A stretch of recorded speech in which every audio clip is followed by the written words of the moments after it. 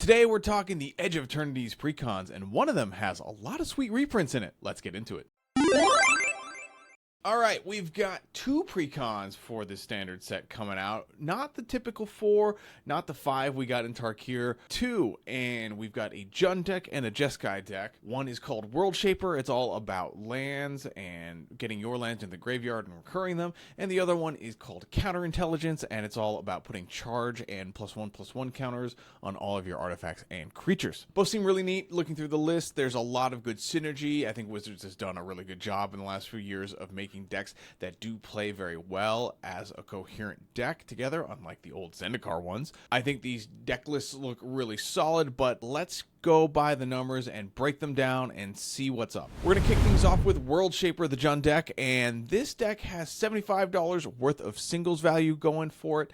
It's going for around $64, so not too bad there, but if you look at all the prices that are above $2, it's only worth about $46. That's not really great, so definitely don't buy this deck to piece it out because you're going to be down $18 or so. If we look at the number of good reprint values, we've got 10 cards over 2, we've got 3 cards over 5, but not a single card over $10 here. In terms of solid reprints, the number one card here is Morag, Fury of Rakum. This is an $8.77 card. Next up is Korvold, Faker's King. This one is $8, followed by Oracle of Moldiah at $6.65, Fabled Passage at $4.82, and finally Braids Arisen Nightmare at $4.56. All great cards, all see a lot of play, but just not a ton of value there. But let's get into the playability. Let's see the deck breakdown and see what all they've put in here in terms of categories and see if it's good or not. So we've got our baseline here. This is what we consider to be a standard good starting point for building a commander deck. It's a good litmus test to see, hey, are we running too much or too little of any one specific category? So that is what the baseline is. And here's how World Shaper compares. We've got 10 ramp, which is par for the course. We've got 8 card advantage, which is 4 lower than we'd like to see.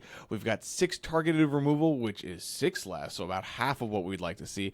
Mass removals at 5, so just a little off. Not too bad, actually. That one's pretty good. We've got 42 lands. That's a lot of lands. This is a lands deck, so that makes sense. 16 tap lands is pretty insane. I don't love seeing that. You're almost guaranteed to be playing a turn off, especially with your commander being this whole spaceship thing where you actually need to tap creatures to activate it and turn it on. I think you're going to be playing 1 to 2 turns at least behind the rest of the table if they're playing more optimized decks. Main cards, we see we've got 18 in the main and 10 utility cards. Utility cards are basically buffing up the main strategy. There's cards that can move between those two categories. Don't get too bogged down in that. Looking at these categories, I can say already tap lands way too high. If I was making edits to this deck, I would definitely cut down a lot on the tap lands.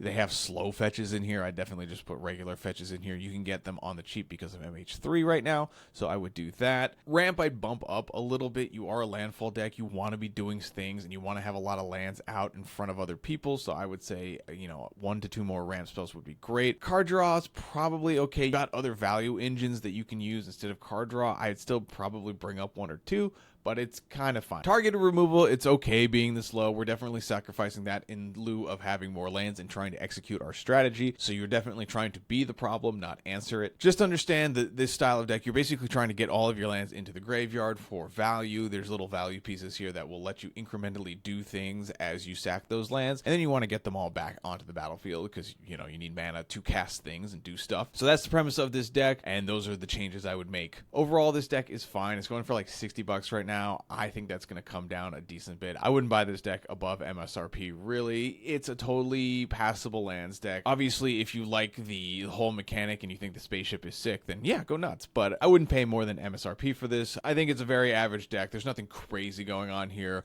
Yeah, I think it's just fine. Next deck up is Counterintelligence, and this is the Jeskai precon. This one's going for about $72, a little more than the other one, but it's got $121 worth of singles in it. If you're looking at the non-bulk pricing, that's $87 in reprint value. That's much better. We love to see that. Normally, I'd like to see the reprint value cracking $100, but take what you can get. 11 of the cards are over $2, 7 of them over $5, and we got 5 cards over $10, which is great. These reprints are actually really nice. Number 1 here is Alibu, Ancient Witness. This is a a $13 card. This is a great reprint. Love to see it. Dark Steel Reactor at $13 as well. We've got Ripples of Potential at 11. Cyberdrive Awakener, a great finisher in these artifact decks, at 11 as well. And finally, we get a Swan Song reprint at $10. Gotta say, wasn't really expecting the Swan Song reprint, so that's a welcome surprise. I would say I'd definitely look more at this deck list if I was looking to chop up a deck and I was looking for artifact pieces or even a solid counterspell. But let's look at the playability. We're going to do the same breakdown as we did for World Shaper. So this one, we've got 11 pieces of ramp. We've got 13 pieces of card advantage. Both of those numbers are great.